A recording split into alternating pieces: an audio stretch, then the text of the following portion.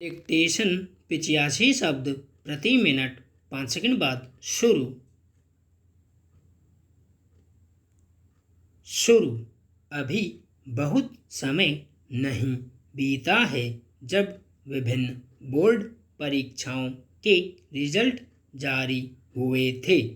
बेहतर प्रदर्शन करने वालों के लिए प्रशंसा और थोड़े कम अंक अर्जित कर पाने वालों के लिए सहानुभूति संदेशों से सोशल मीडिया भरा पड़ा था।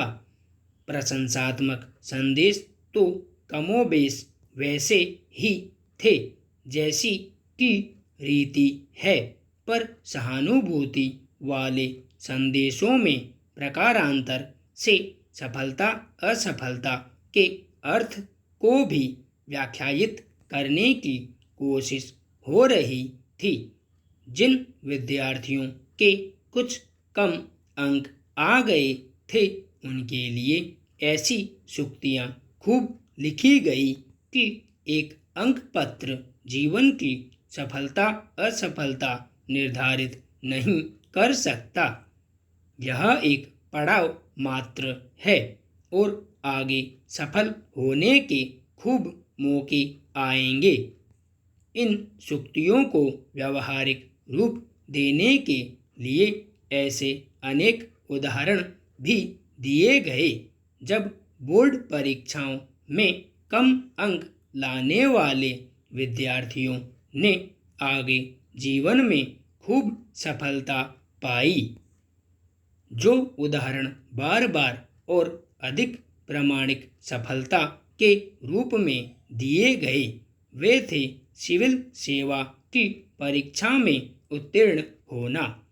कई सिविल सेवकों ने ट्विटर पर अपने बोर्ड अंक पत्रों को यह कहते हुए साझा भी किया कि कैसे बोर्ड परीक्षाओं में कम अंक आने के बावजूद वे आगे चलकर प्रशासनिक अधिकारी बन गए। इन सभी अभिव्यक्तियों के केंद्र में यही भाव था कि बोर्ड परीक्षाओं में कम अंक आना असफल हो जाना नहीं है।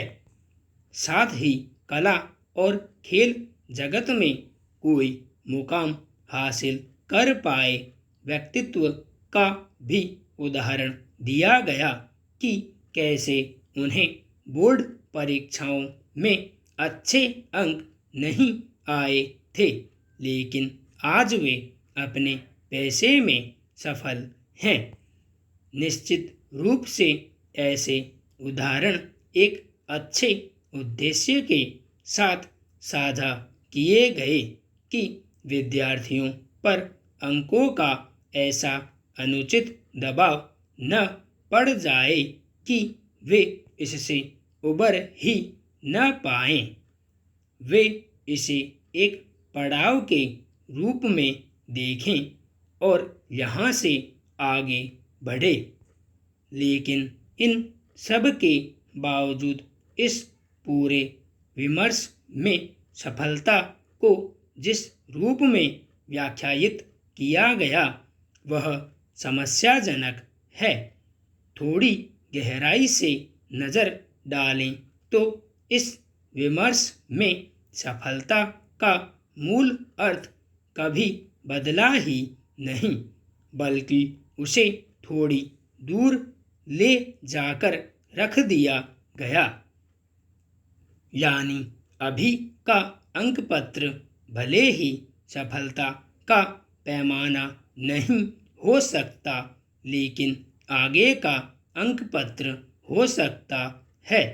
अगर यह भाव नहीं होता तो फिर सिविल सेवकों के उदाहरण कैसे दिए जाते।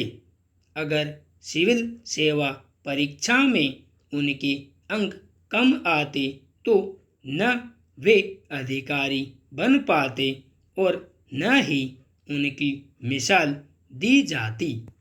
ऐसे में सफलता का पूरा रहस्य तो अंक पत्र में ही छिपा रह गया। बस अंकपत्र का समय और रूप बदल गया, लेकिन इसकी शक्ति बरकरार रही। इस प्रकार सफलता का अर्थ अच्छे अंक प्राप्त करना ही हुआ, चाहे इस परीक्षा में या फिर उस परीक्षा में। तो जिनके अंक कम आ गए और मिसाल नहीं बन पाए, वे असफल हो गए। इस तर्क प्रणाली से देखें तो जिनके कम अंक आते हैं वे असफल होते हैं।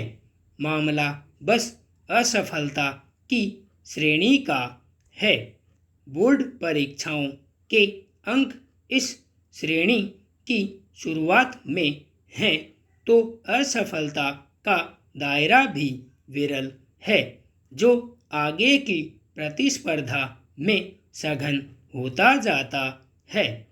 कुल मिलाकर सारा मामला यहाँ आकर टिकता है कि सघन क्षेत्र की सफलता विरल क्षेत्र की असफलता को ढक देती है। इसलिए विरल का शोक नहीं मनाना चाहिए।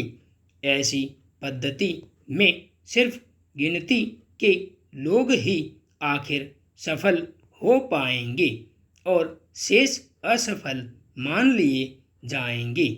यहाँ एक सामान्य जिज्ञासा हो सकती है कि कला, खेल या फिर ऐसे ही किसी अन्य क्षेत्र में सफल होने के लिए तो अंकों की ज़रूरत नहीं पड़ती, फिर उसे किस प्रकार देखा जाए।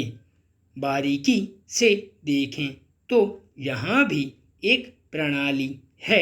एक कलाकार और एक सफल कलाकार के बीच का अंतर किस प्रकार निर्मित होती है। संपूर्ण विराम।